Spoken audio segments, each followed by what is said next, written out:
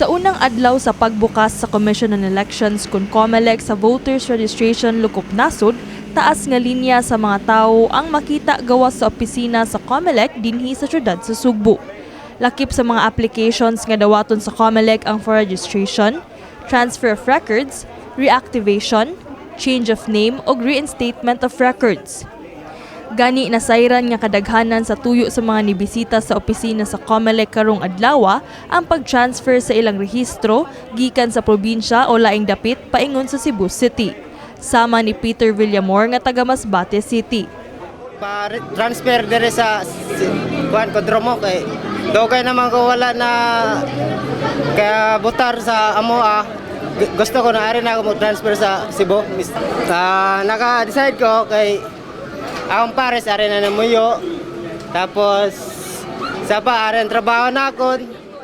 Gawas ni ini aduna po'y mga estudyante ug kabatan-unan nga first time magparehistro. For now, I think hinahinay na siguro ilang process kay since first day man, so daghan jud tao. So expected na lang jud nga madugay ta dire kay daghan og tao then. Ang pag-process po, I think wala pa kay nila na ready or na ready nila pero hinay jud ang process kay daghan tao.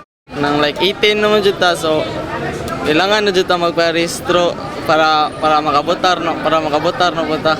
No, para makadawat na pod karon next election. 18 na mahal ko, parihan niya. Makabotar, nag-i ko gani para sa akong mga magpapaganan.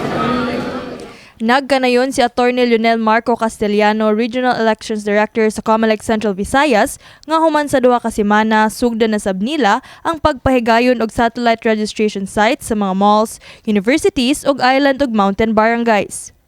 Blockbuster sa mga cities, no? Daghan yun. We expect this to continue for the next 2 weeks. But after kita na mong muhinay na, then we will go out to kami na po muduol nila. Awhag ni Castellano sa mga wala pa marehistro ug duna pay kinahanglan iproseso sa COMELEC nga mobisita na daan sa ilang opisina samtang sayo pa aron masiguro nga ma-accommodate pa nila. Find time to visit the COMELEC before the end of September, no?